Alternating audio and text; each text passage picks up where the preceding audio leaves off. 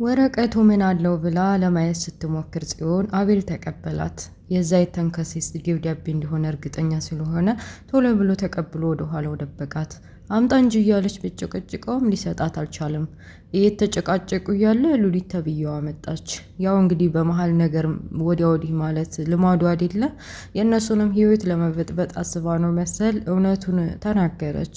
አቤል ወረቀቱን የጻፈው አቤል መሆን ስላለበት እና እርግጠኛ ስለሆነ ይህን ወረቀት ጽዮን ማየት የለባትም ብሎ እየደበቃት ስለነበር እንግዲህ ሉሊት ተብዬዋ ምንድነው እንደዚህ ከቤት በላይ የሚያጣራችሁና የሚያጨቃጭቃችሁ?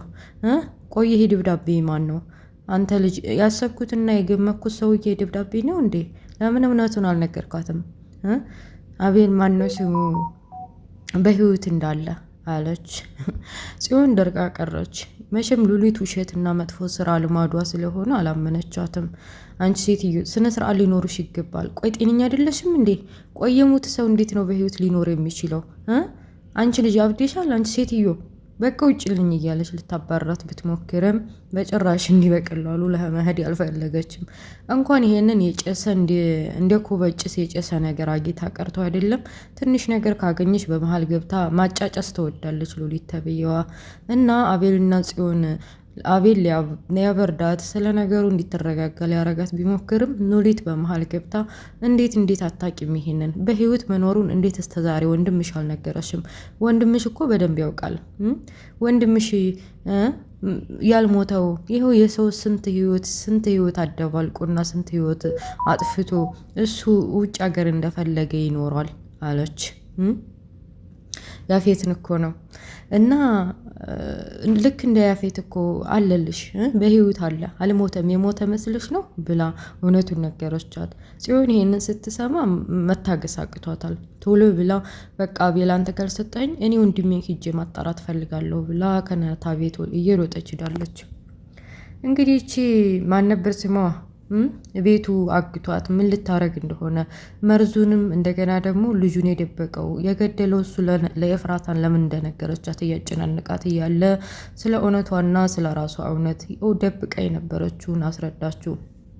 ስሟ ሌላ እንደሚባል በሱ ህይወት ትክክለኛ ሌላ የምበቀለው ሰው ስለነበር አንተም በስተት እንደቀረብኩኝ የውሸት ፍቅረኛ ፍቅር ይዞኛል ብዬ ቤትህ በእህትህ ምክንያት መንገድ ላይ ወድቄ እንዴት እንደተዋወቅኳችሁ ታስታውሳለህ? እኔ የመሰልከኝ ናታን ነበረ። ናታንና ጽዮንን በህይወቴ መበቀል እፈልጋለሁ። እውነቱን ለመናገር ጽዮንና ናታ እህትና ወንድሞቼ ናቸው ብላ አስደነገጠችው። ማለት አልገባኝም። እንዴት ሆኖ ነው? ከየት ወደ የት ሆኖ ነው ደግሞ ናታንና ጽዮን ያንቺ እህትና ወንድም የሚሆኑት ብሎ አፋጠጣት።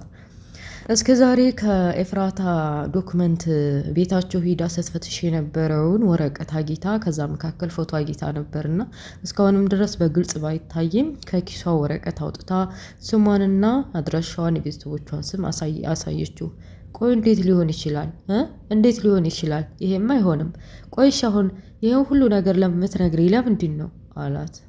አይ እኔማ አንተ ኤፍራታን ስለምትፈልጋት ሁለቱን እንዴት አብረን መበቀል እንዳለብን ማንም ሳያውቅብን እንዴት ማወቅ እንዳለብን እና ነገሮችን ማስኬድ እንዳለብን መመካከር ስላለብን ብዬ ነው ለአንተ የነገርኩህ።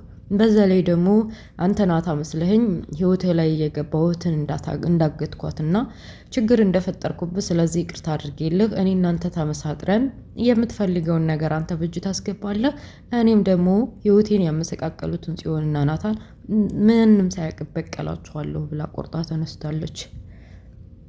ደስ ብሏታል። በቃ ልብሱን እያጣጠፈች እያለ የሆነች ካርድ ስታገኝ የሆቴል ካርድ ነው። ልዴቴ በዚህ ሳምንት ነው። በቃ ሆቴል ካሁኑ ቀጥሯል ማለት ነው፣ ሊያከብርልኝ ነው ማለት ነው እያለች እየተደሰተች ልብሷን አጣጥፋ ጨርሳ ጉድ ስትል ናታ መጣ። እርቡኛል፣ የሚበላ ነገር ካለ ደግሞ ስራ ሳልነግርሽ የሄድኩበት ስራ ተሳክቶልኛል። የድርጅታችን የሆነ ስራ ተፈራርሚ ብታይ ጥሩ ገቢ ነው።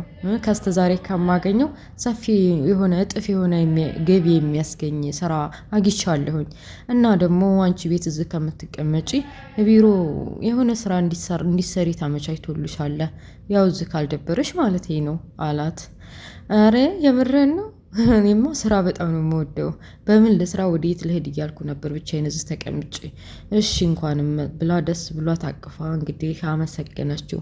በመሃል ምሳ ርቦኛል ስላላት ምሳማ እየሰራሁ ነበር ብላ ነበር መጀመሪያ። ግን በሴኮንድ ምን እንደቀየራት ሳይታወቅ እንደውም ሀሳቤን ቀይሬያለሁ፣ አንተ ነው ሰርተህ የምታበላይ ዛሬ አለችው። ኧረ እባክሽ እኔ ደክሞኛል፣ ርቦኛል፣ ቶሎ ሰርተሽ አምጪልኝ።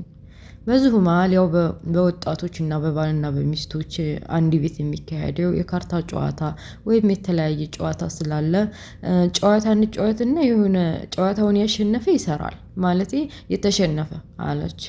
ምንድን ነው እሱ ጨዋታው ደግሞ? ማለትማ እኔ በቃ በፈለግከው መንገድ እኔን አስቀኝ፣ ከዛ ከሳኩልህ እኔ ተነስቼ እሰራለሁ፣ ካልሳኩ ደግሞ ራስ ገብተህ ትሰራለህ አለችው። ያላረገ የለም። አንዴ እንደ አህያ ይራገጣል፣ አንዴ ይደንሳል፣ አንዴ እንደ እማማ ይጓጓዛል፣ አንዴ ወዳ ወዲህ ይላል፣ አንዴ አፉን ያጣማል። ብቻ ያላረገው የለም እንድትስቅለት።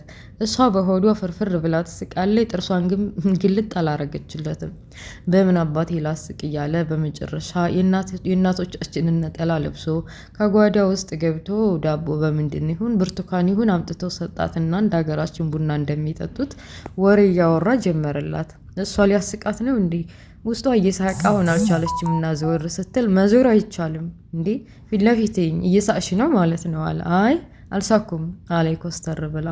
ይሄማ ካላሳቀሽ ብሎ ነጠላውን እንደለበሰ ሲከረበትላት ሳቋን ለቀቀችው። እየተሳሳቁ ያለ ጽዮን እንግዲህ በህይወት አለ የተባለውን ፍቅረኛዋን የድሮ ፍቅረኛዋን እሱ ስለሚያውቅ ሉሊት ስለነገረቻት እርግጠኛ መሆኑን ለማወቅ ቤታቸው መታለች። እሱ ተከርብቶ ኤፍራታን እያሳቃት መጣችና ግራ ገባት። እንደዚህ ነጠላ ለብሶ የሚያንከተከታቸው ምንድን ነው ብላ ፍጥጥ ብላ ተናዳለች ለራሷ። ምን ሆነሽ ነው እንዴ? የተከፋሽ ትመስላለሽ፣ አስበሽዋል? ምንድን ነው እንደዚህ የሚያረግሽ ብላ ጠየቀቻት። ሁለቱም ተነስተው ነጠላውን ካናቱ ላይ አውርዶ እህቱ ምን እንደሆነች ጠየቃት። ግራ ገብቶኛል፣ አንቺ ፊት ማውራት አልፈልግም፣ መውጣት ትችያለሽ፣ ከወንድሜ ጋር ላወራው የምፈልገው ነገር ነበረኝ አለቻት። ኤፍራታን ትንሽ ተቀይማታለች። አንደኛ መርዙን አድርጋ የወገዛ ወንድሟን ያችን፣ በዛ ላይ ደግሞ ያንን ያደረገችውን ነገር ለምን እንዳደረገች ሉሊትን አምና በዛ ተቀይማታለች እና አልታረቀቻትም። እና ውጭ ወንድሜ ጋር ማውራው ነገር አለ ብላ አስወጥታታለች። እሺ ደግ ብላ ወንድሟን ጠይቀችው።